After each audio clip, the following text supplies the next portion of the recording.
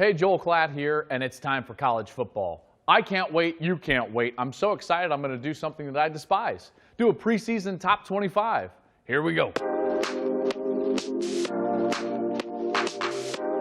Number 25, the Army Black Knights. I love Army. This is a team that in back-to-back seasons have won 10-plus games. Think about this now. They've never done that in the history of their program, and now they get their quarterback back.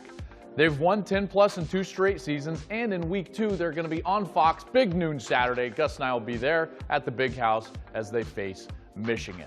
Love what Army's doing. They're at 25. At number 24, I'm going to go with Northwestern. I toyed around with putting Northwestern a little higher than that, but I'm going to keep them where they're at because they're replacing a quarterback, Clayton Thorson, that played a lot of games. I know it's with Hunter Johnson. Lots of defensive players back. Look at that side of the ball as something that they'll lean on. At number 23, I like Stanford. KJ Costello is an underrated quarterback, in particular when you're talking about going forward to the NFL. They've got one of the best players in the entire country on their offensive line in Walker Little. This is a guy that probably is going to be a top 10 or 15 pick in the NFL draft. I'm worried a little bit about their schedule. Think about this in the non-conference. They faced 3 non-conference opponents that totaled 33 wins just last year. Notre Dame, Northwestern, and UCF. So a tough road ahead for Stanford. At number 22, I'm going to go with Iowa. Some people have them higher than that because their quarterback is back, Nate Stanley. I'm a big fan of Nate Stanley. I also love A.J. Epinesa, one of the best players in the entire Big Ten Conference. Here's the problem. Their road schedule is brutal. They've got to go to Iowa State, they've got to go to Michigan, Northwestern, Wisconsin, Nebraska, and they've got 4 teams, including the Cyclones, off a bye. That's a rough schedule for the Hawkeyes, so I've got them at number 22. At number 21, Mississippi State. I'm a fan of Joe Moorhead. You should know that going back to the Penn State days, so I've got them in the top 25 at 21. Auburn. At 20, Gus Malzahn taking over play calling duties. They got all 5 offensive linemen back. Who's the quarterback? We'll see, I guess. Malzahn on the hot seat, gonna have to have a big year there. Number 19, how's this? Those Cyclones. Iowa State. I think Iowa State is on this path, this trajectory. 8 wins in back-to-back seasons. Matt Campbell. I call Matt Campbell a top 5-6 coach in all of college football. When you really break it down, I think you can easily put him in the top 10. I think you can get him into the top 6 with what he's done at Iowa State. So Iowa State with their quarterback back with Brock Purdy and a great defense. Watch out for the Cyclones in the Big 12. Miami at number 18. How about that news? Jarren Williams is going to be their starting quarterback. Tate Martell did not work out. Not mad at you. I think you should stay at Miami. You don't need to transfer out. All you got to do is get your degree, and then you can leave the right way, and you can try to find a place to play later in your career. I understand it hasn't worked out for you, but Tate Martell, we know that you're a decent player. Hopefully you can get on the field some other time. Jarren Williams leads the Canes this year. Washington at 17. I know what people are going to say, like, Washington's better than that. Yeah, I know. But here's 3 things that I have a problem with Washington. And I don't want to just be all negative, but you're losing your all-time leading passer in Jake Browning. I know you weren't happy with him, but he was your all-time leading passer. You're losing your all-time leading rusher in Myles Gaskin. That's tough to overcome as well. Now you start looking at who have they actually beat that they weren't supposed to beat under Chris Peterson. They don't play well when they're the underdog. I need to see that Boise State-esque win from Peterson at Washington. That's why I've got them down where I have them, is because I don't think that they're going to beat Oregon this year because Oregon's a better team. Number 16, I'm going to go with TCU. Really one main fact. Gary Patterson, after a disappointing season, is lights out. Think about it. A few years ago, they went 4-8. What'd they do the next year? 12-1. 6-7 a couple of years later. What'd they do the very next year? 11-3. So last year, they only scored 23 points per game. They have that rash of injuries. I think TCU bounces back because I think Gary Patterson is one of the best coaches in the country. At number 15, here's where we get into the nitty-gritty here of teams that you really think can start competing for conference championships and maybe, if things go right, a potential playoff berth. And we start that conversation with Oregon. Oregon's going to be at 15. You're going to see them in some people's top 10. I'm not going to buy it just yet. Not just yet.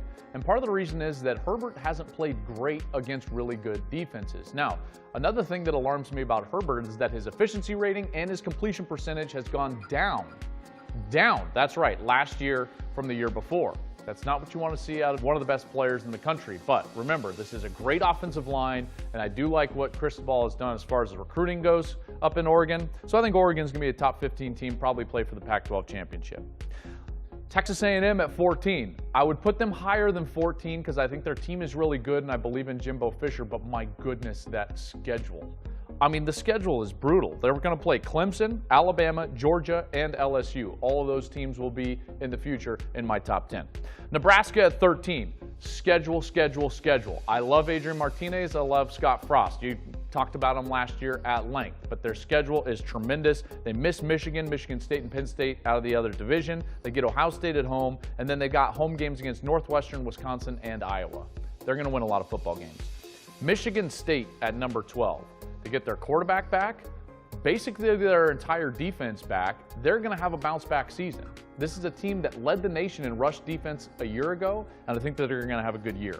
Florida is my number 11 team. They finished with 3 straight big wins. I know it weren't great opponents outside of that Michigan game, and remember, Michigan didn't have their entire roster. Some guys were sitting out that bowl game, but 3 straight wins to finish the season by 25 points or more. Now let's get into the top 10. Utah, number 10, with Kyle Whittingham. Kyle Whittingham has said this offseason that this defensive front 7 might be his best ever. Pay heed to that comment. He's had some amazing defenses, and when he has those defenses, what do? They play great football. They're going to get Zach Moss back. Maybe Tyler Huntley at quarterback plays a little better than he did last year, and he could stay healthy for the season. Watch out for Utah. They're my Pac-12 champion.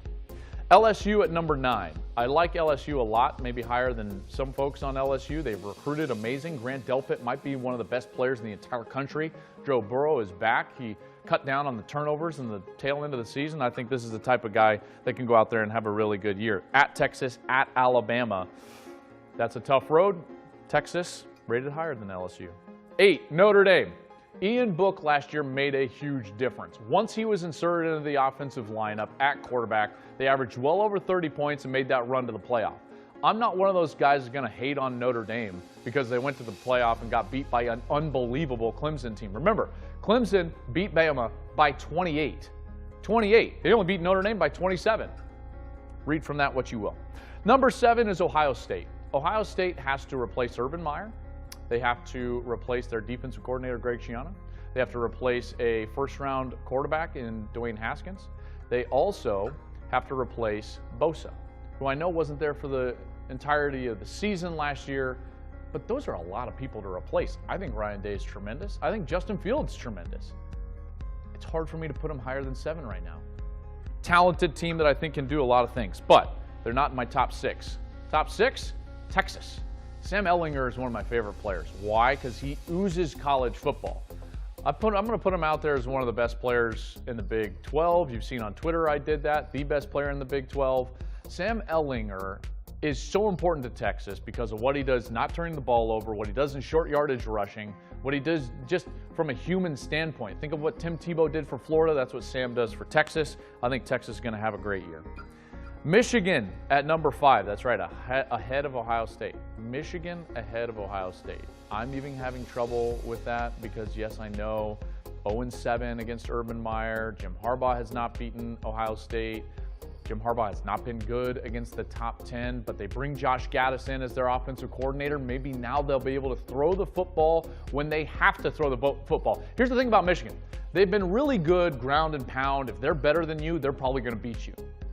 But when you're more talented than them, or you get up on them, they've had an inability to throw the ball when you take away their run game. Maybe now with Gaddis, those 3 great wide receivers led by Donovan Peoples-Jones and Nico Collins, Tariq Black, and their quarterback back in Shea Patterson, maybe now they'll be able to throw the ball when they're behind. Don Brown, don't worry about his defense. He's going to be just fine. Oklahoma is at number 4. Think about this. Lincoln Riley has lost 4 football games.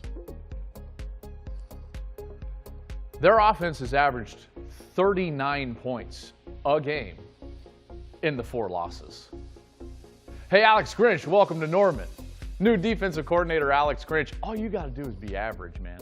They were the worst pass defense in the country last year. In the country.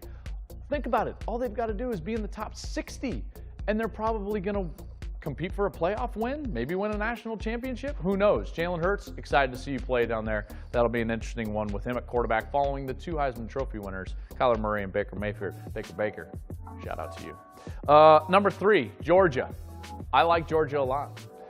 Think about what Georgia has done in the last couple of years. They took Alabama to overtime in the national championship game. They had a 7-point lead in the fourth quarter against Alabama in the SEC championship game last year. Their really only flaw was that they laid an egg against LSU in a game in which Jake Fromm played his worst game of the season. Outside of that, they were probably a playoff team last year. I know Texas handled them in the bowl game, and I'm not one to give SEC apologies out there, but it was a meaningless bowl game. It was. Texas, great win. Not a lot to play there for Georgia. I love Jake Fromm. Also DeAndre Swift. Elite players. Elite players. Top 2 in the country. All right, this is like the no-brainer of all no-brainers. Clemson and Alabama. You're going to be my top 2 teams in the country. A lot of people are going to put Alabama at number 1, but they just got beat by 28. 28. That was the worst loss under Nick Saban that Alabama has had in his entire tenure. So I'm going to put him at number 2.